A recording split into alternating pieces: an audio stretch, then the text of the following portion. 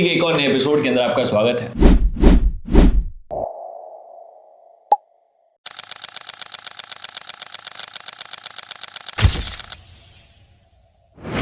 और आज इस एपिसोड में हम अमेरिका से रिलेटेड दो मेजर खबरों के ऊपर बात करने वाले हैं, जहां पर वो अब अमेरिका के कुछ लोग, खासकर डोनाल्ड ट्रंप के करीबी नेता जो हैं, वो कहीं ना कहीं ये माने बैठे हुए हैं कि मोदी को पीस प्राइज मिलना चाहिए, नोबेल पीस प्राइज मिलना चाहिए। इसी के साथ साथ हम बात करेंगे कि विश्व की सबसे बड़ी इकोनॉमी, सबसे पावरफुल देश जो एक ढिंडोरा पीटे चल रहा है, उसके स्कूल के अंदर जो बच्चे जा रहे हैं उनकी जान को सबसे बड़ा खतरा है।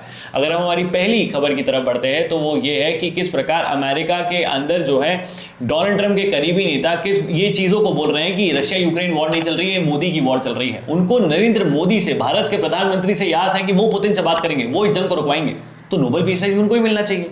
डोनाल्ड ट्रंप क्या कर रहे हैं भाई? जब सारा काम हमें ही करना है, टैरिफ हमारे ऊपर ही लग रहे हैं, फिर भी हम जो है खड़े हैं, एकदम प्रॉपरली खड़े हुए हैं, हमारा छाती जो है झुक नहीं रही, हमारी रीढ़ की हड्डी झुक नहीं रही, हम आपके सामने आपकी बातों के ऊपर बात नहीं मान रहे हैं, हम हमारे किसानों के साथ कॉम्प्रोमाइज नहीं कर रहे हैं, फिर भी वॉर हमें ही रुकवानी है, तो सब कुछ हमें ही मिलना चाहिए।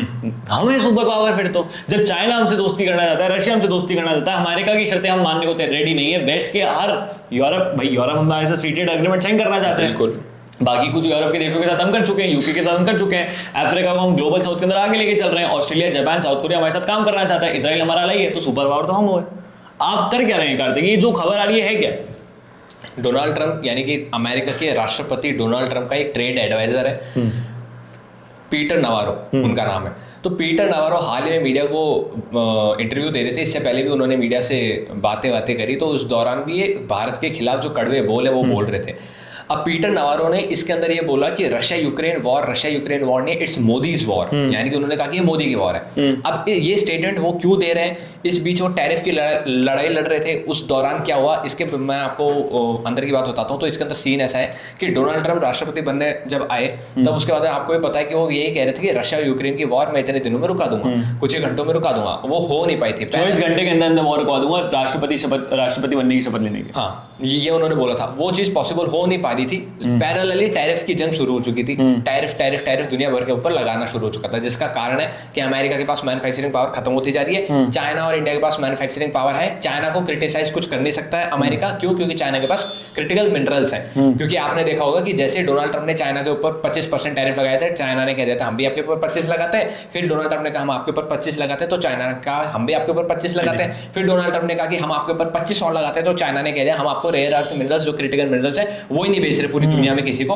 आपको भी नहीं बेच रहे। और पैरेलली उन्होंने इंडिया के साथ डील साइन कर ली। तो अब अमेरिका को इस बीच ये खतरा था कि अब मैन्युफैक्चरिंग की जो पावर है वो इंडिया की बढ़ सकती है। दूसरी चीज ये हो सकता है क्योंकि चाइना, इंडिया और रशिया ये तीनों साथ साथ रहेंगे। इस बीच अगर रशिया तो जिस मुकाम पर है उस मुकाम पर मजबूत रहेगा, चाइना के पास मजबूती है क्योंकि उसके पास मैन्युफैक्चरिंग पावर है, उसके पास क्रिटिकल मिनरल्स है। लेकिन इस दौरान इनमें से एक यानी कि भारत को अगर कमजोर कर दिया जाए तो हमारे लिए काफी आसान हो जाएगा भविष्य के अंदर। तो यही उनका प्लान है, अब इस प्लान के रिगार्डिंग अगर वो रशिया को देखते हैं, मैंने आपको बताया कि रशिया को इस मुकाम पर वो मजबूत देख रहे हैं क्योंकि पुतिन जाकर अलास्का के एंकरेज शहर में डोनाल्ड ट्रंप से मिलकर आगे कोई डील नहीं हुई। पुतिन अपनी जगह स्टिक है और जेलेंस्की को भी वो कन्विंस नहीं कर पा रहे क्योंकि यूरोप ने भी कुछ शर्तें रख दी होगी।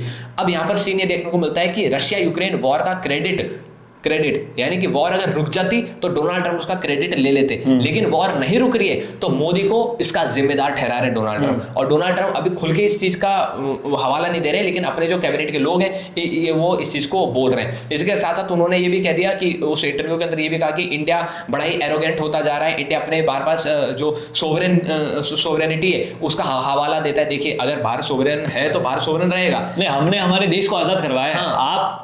आप एक तो नेटिव अमेरिकन है नहीं, ठीक है, इतिहास उठा के देंगे तो आप यूरोप के बदमाश थे, यूरोप के जो जेल के जो लोग थे, जो वहां पर जिनको समाज से बहिष्कार कर दिया गया था उनको अमेरिका डिपोर्ट किया जाता था, उस पीस ऑफ लैंड पे डिपोर्ट किया जाता था। आपने वहां की नेटिव पॉपुलेशन को बर्बाद कर दिया, खत्म कर दिया।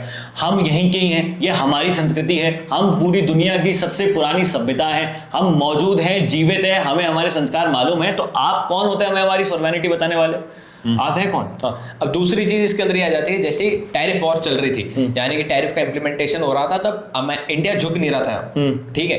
यहाँ पर अभी हाल ही में उन्होंने कल के एलएसी के अंदर कवर करा था कि किस तरह प्रधानमंत्री नरेंद्र मोदी ने जो सुजुकी का ई विटारा ईवी है उसकी जो प्लांटिंग है गुजरात के अंदर, इसको अपने रील के अंदर, इंस्टाग्राम पोस्ट के अंदर इसका जिक्र किया, इसका पीआर करा है और बताने की कोशिश की है। उनके साथ साथ कैप्शंस के अंदर उन्होंने लिख रखा है, डिस्क्रिप्शन में उन्होंने लिख रखा है कि इंडिया की मैन्युफैक्चरिंग पावर को देख लीजिए, make in India for the world, make in India for the world, आप ये सब चीजें देख सकते हैं। तो ये चीजें इशारा कर रही थी। ये क्या किस चीज को बयान करती है? चीज को बयान करती है कि भारत ट्रंप के सामने झुक नहीं रहा है, भारत की जो लीडरशिप है ट्रंप के सामने झुक नहीं रही है। इसके तहत अब वो सोच रहे हैं, क्योंकि अब ये मैसेज क्या पूरी दुनिया में जा रहा है, ऑस्ट्रेलिया के पास भी जा रहा है, यूरोप के पास भी जा रहा है, उन सबको यही था कि किस तरीके से डोनाल्ड ट्रंप के सामने बैठ के पूरा यूरोप के जितने भी लीडर्स हैं वो एक मीटिंग कर रहे थे, पीटीएम मीटिंग चल रही थी। या फिर अपन ऐसे कह सकते हैं कि फॉर एग्जाम्पल एक फैक्ट्री, उस फैक्ट्री के अंदर मजदूर काम नहीं कर रहे, ठेकेदार आके उनकी वो पूछा कि भाई बताइए आप काम क्यों नहीं कर रहे हैं, इस तरीके से। लेकिन भारत की तरफ से ना तो अभी तक कॉल पे बात हुई है, ठीक है, हाल ही में पता चला कि भाई 4 मिस कॉल करते उठाया नहीं, भारत ने तो खुद जाकर बात करी है। इस बीच अगर वो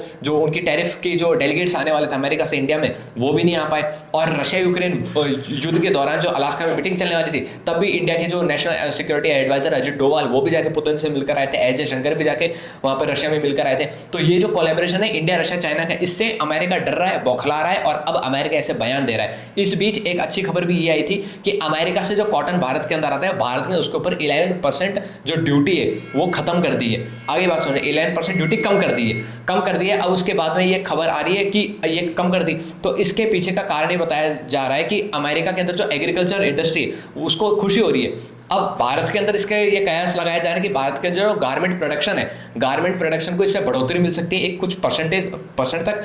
अब भविष्य के अंदर भारत को ये करना चाहिए कि देखिए, अगर हमारे पास हमने आपके कॉटन को इंडिया के अंदर लिया है, ठीक है, हमारा गारमेंट प्रोडक्शन बढ़ चुका है, तो आप हमारे गारमेंट्स के ऊपर जो टैरिफ्स लगते हैं उनको थोड़ा बहुत कम कर दीजिए, ताकि जो बांग्लादेश का गारमेंट प्रोडक्शन मार्केट है वो कॉम्पीट ना कर पाए हमसे। तो एक फ्रेंडली इन्वायरमेंट मिल जाए, जो कि ये तो एक सेक्टर बता रहा हूं मैं, गारमेंट्स, इसके अंदर टेक्सटाइल एक सेक्टर हो गया, इसके अंदर आगे चल के इलेक्ट्रॉनिक्स पे तो लग नहीं रहा है और फार्मास्यूटिकल्स पे लग नहीं रहा है, लेकिन और जो चीजें हैं जैसे कि टेक्सटाइल्स हो गई, जेम्स और ज्वेलरी होगी, इसको किस तरीके से बाहर टैकल करता है ये देखना रहेगा। ना बिल्कुल यही है कि अब नियर फ्यूचर में किस तरीके से हम सारी चीजों को एम्पावर करते हैं और टैकल करते हैं। लेकिन एक अमेरिका से मेजर खबर ये आ रही है जो हम अक्सर हर 2-3-4 महीने के अंदर सुनने को मिलता है, देखने को मिलता है कि जो बच्चे स्कूल के अंदर पढ़ रहे होते हैं, प्री प्राइमरी, नर्सरी, ये जो एज ग्रुप होता है, इनके जो बच्चे पढ़ रहे होते हैं, वहां पर स्कूल के अंदर कोई साइकोपैथ जाता है। जो अमेरिका के अंदर जिस तरीके से भारत में दूध ब्रेड मिलता है, वैसे अमेरिका में गोली बंदूक मिल जाती है, और वैसे ही वो गोली बंदूक खरीद के स्कूल के अंदर जाता है। और वो जो मासूम बच्चे जिनके माता पिता ने आस लगाकर बच्चे को भेजा है कि पढ़ लिख कर कुछ बड़ा आदमी बनेगा, उसका जीवन वहीं स्कूल के अंदर समाप्त हो जाता है। मतलब अमेरिका में फास्टेस्ट ग्रोइंग बिजनेस है होम स्कूलिंग का, कि माँ बाप डर रहे हैं कि अपने बच्चे को स्कूल भेजे या नहीं भेजे। एक ऐसा देश जहां पर आप इस चीज को सोचिए कि प्री प्राइमरी मतलब वो स्टार्टिंग के जो 3-4 क्रूशियल ईयर्स होते हैं बच्चे के, जहां पर वो बहुत ही अल्फाबेट सीखता है, ये सब चीजें सीखता है, और वो इन चीजों को समझने के लिए, जानने के लिए सब माँ बाप भेज नहीं सकते। क्यों? क्योंकि बच्चे को भेजेंगे तो बच्चे पर तो गोली चल सकती है, बच्चा जीवित रहेगा नहीं रहेगा, ये क्वेश्चन मार्क क्रिएट हो जाता है। और इस बार जो ये अटैक हुआ है वापस से अमेरिका के स्कूल के अंदर, जहां पर 2 बच्चे मृतक पाए गए हैं, पता नहीं कितना सत्य बताया जा रहा है, कितना नहीं बताया जा रहा है, लेकिन जितने 2 बच्चे मृतक पाए हैं वो इस चीज को दर्शा देता है कि साइकोपैथ घुसा है। लेकिन उस साइकोपैथ ने अपनी बंदूक पर भी जो चीजें लिख रखी थी कार्तिक, वो ये चीज दर्शा देती है कि ये एक संदेश है, ये बताने के लिए कि ये वॉर सिर्फ पागल लोग नहीं है जो घुस रहे हैं, ये एक वॉर इन्होंने शुरू कर दी है। जिस तरीके से हमने देखा था ना कि सऊदी का एक व्यक्ति है, वो जर्मनी के एक फेस्टिवल के अंदर गाड़ी चला देता है, और फिर सेम चीज हमने बाकी देशों में देखी। तो ये शायद एक नए प्रकार की एक चीज हो जहां पर आप टेररिज्म को या फिर आप इन चीजों को स्प्रेड आउट करके खुद का नैरेटिव प्रोपेगेंडा फैलाना चाहते हैं। देखिए, अमेरिका के अंदर ये चीज तो होनी थी, क्योंकि जिस तरीके से अमेरिका पाकिस्तान को टैकल करता है या कुछ गल्फ के कुछ देशों को टैकल करता है, तो ये देखने की बात रहती है कि अमेरिका जहां इनके प्रति सीरियस हो जाता है, वहां इनके प्रति कई कई मामलों में फ्रेंडली भी हो जाता है। तो अगर आप आतंकवाद के मामले में जब आपके ऊपर खतरा रहेगा, आप सीरियस हो जाएंगे और आपके दुश्मनों के ऊपर खतरा रहेगा, तब आपसे फ्रेंडली हो जाएंगे, तो कभी ना कभी तो आपके ऊपर भी खतरा मंडराएगा। लेकिन your backyard will not only bite your neighbours. बिल्कुल बिल्कुल, वो आपको भी काटेगा, डसेगा। तो अब यहाँ पर सीन ये देखने को मिलता है कि अमेरिका के अंदर ये जो स्कूल था, क्रिश्चियन कैथोलिक स्कूल, इसके अंदर जब ये शूटिंग वूटिंग होती है तो इसकी जांच होती है, जो उस व्यक्ति को पकड़ लिया जाता है, मार दिया जाता है, तो उसकी जो बंदूक है, बंदूकों के मैगजीन के ऊपर, बंदूक की जो नली है उसके ऊपर लिखा रहता है सक ऑन दिस माशाअल्लाह न्यू इंडिया लिखा रहता है, इजराइल मस्ट फॉल लिखा रहता है, किल ट्रंप लिखा रहता है, और अपने आप को मार डालो। ये एक अलग से भाषा में लिखा है, गूगल लेंस पे जाके डिकोड करा तो ये इसका अनुवाद निकला। हाँ, ये उसका अनुवाद निकला। तो ये एक तरीके से कट्टरता को दिखाता है, वो भी इस्लामिक कट्टरता को। अब मैं आपका ध्यान थोड़े कुछ वक्त पहले की ओर डालना चाहूंगा, जब यहाँ पर ये देखने को बोलता है कि अमेरिका के अंदर इजराइल एम्बेसी का एक प्रोग्राम होता है, जहाँ पर इजराइल एम्बेसी के 2 ऑफिसर्स, जो कि एक महिला थी और एक पुरुष थे, ये दोनों उस फंक्शन को अटेंड करके जब बाहर आते हैं, तब एक इजराइल का, माफ कीजिएगा, एक वो कहते हैं हमास, गाजा का, फिलिस्तीन का एक व्यक्ति था जो उनको गोली मार देता है। तो ये आसानी से अमेरिका के अंदर कंडक्ट हो जाती है। इससे पहले भी एक व्यक्ति को पकड़ा गया था जब साइबर ट्रक ब्लास्ट हुआ था। मैं आपको बता दूं कि ये प्रूफ नहीं है, लेकिन बहुत से मित्र हैं मेरे, और मैंने पिछले बहुत से वीडियोस के अंदर भी चीज क्लेम करी है और अभी भी कहता हूँ, वो मित्र हैं, भारत के स्कूलों में क्या मॉक ड्रिल होगी, भूकंप आ गया, आग लग गई, ये उनके कॉलेजेस के अंदर मॉक ड्रिल होती है कि मेल आता है कि run warning, shooters in the building, run और डाई, ये मेल आते हैं, ये मैसेजेस आते हैं। तो इसकी मॉक ड्रिल होती है उनके स्कूल कॉलेजेस के अंदर। वो प्रिपेयर्ड है, वो खुद बोलते हैं कि रात को गोलियों की चलने की आवाज आती है, रोड पे चलते हैं, खून पड़ा हुआ दिखता है। तो ये बहुत कॉमन है, हर दूसरे तीसरे, आप एज एन इंडियन होकर भी वहां पर वेपन खरीद सकते हैं, कोई बहुत बड़ी बात नहीं है, आपको इजीली अवेलेबल हो जाएगा। ये देश ही, मैं कह रहा हूं ना, एक ऐसा देश जो ड्रग्स के अंदर चूर हो चुका है, जिसका युवा एकदम बर्बाद है, उनको प्रॉब्लम है कि इंडियंस आके जॉब ले रहे हैं। अरे तुम खुद काबिल नहीं हो नौकरी के, तुम्हारी सारी कंपनीज इंडियंस आके संभाल रहे हैं, तुम्हें उस चीज से प्रॉब्लम है, जो क्या बोलते हैं, ये स्कूल के अंदर ये सब चीजें हो रही है। तो एक कैसा देश जहां पर युवा नशे के अंदर चूर हो चुका है, स्कूल के अंदर ये सब चीजें चल रही हैं, आप बच्चे पढ़ नहीं सकते, दिक्कत है, परेशानी है, वो कैसे महाशक्ति है सिर्फ अपनी पिक्चरें बनाने के चक्कर में, कि वो मूवीज के अंदर फैंटेसाइज वर्ल्ड दिखा दिया जाता है जहां पर एलियंस अटैक कर रहे हैं तो सिर्फ अमेरिका के एवेंजर्स आके ही पूरी दुनिया को बचा सकते हैं, बाकी तो और देश के अंदर कोई सरकार चल ही नहीं रही है या फिर कोई काम के लोग ही नहीं बैठे हैं। तो ये बता रहा है कार्तिक कि अमेरिका कितना ज्यादा कमजोर, क्योंकि आप ना तो वॉर रुकवा पा रहे हैं, ना ही आप अपने देश के अंदर की इंस्टेबिलिटी को संभाल पा रहे हैं। आप डोनाल्ड ट्रंप आए थे ना कि मैं इलीगल इमिग्रेंट्स को निकाल दूंगा, कितने निकल गए? नहीं निकल गए। आपने स्टार्टिंग में कुछ हवाई जहाज में बैठा के यहाँ पर 100-150 भारतीय छोड़ दिए, लेकिन अभी भी करोड़ों वहां पर मौजूद है इलीगल इमिग्रेंट्स, तो आपने कितने निकाल दिए? आप आए थे कि अमेरिका के अंदर टैक्सेशन बिल्कुल खत्म कर दूंगा, कितना टैक्स खत्म हो गया जनता के ऊपर? आप आए थे कि अमेरिका को एकदम ग्रेट बना दूंगा, क्या ग्रेट हो रहा है अमेरिका? कुछ ग्रेट दिख तो नहीं रहा है। आप तो पूरे वर्ल्ड से रिलेशंस खुद के खराब कर रहे हैं, अमेरिका तो खुद को आइसोलेट कर रहा है। और बचा क्या है? जिस दिन बाकी देश के लोग जो हैं किसी और देश के ऊपर निर्भर हो गए, या फिर कोई देश अमेरिका को काउंटर करने के लिए खड़ा हो गया, जैसे ग्रोइंग इंडिया, अमेरिका को पता चल जाएगा कि वो क्या कर रहा है। जिस देश के अंदर स्कूल में बच्चे ढंग से पढ़ नहीं सकते, जान की उनकी कीमत नहीं है, वो देश कहलाने लायक नहीं है। बाकी आप लोग इसके ऊपर क्या राय है नीचे कमेंट बॉक्स में लिख के बताइएगा। इस वीडियो को शेयर करें, ज़्यादा लोगों तक पहुँचाएं। जय हिंद, जय भारत, भारत माता की जय, और हाँ, पानी बचाएं।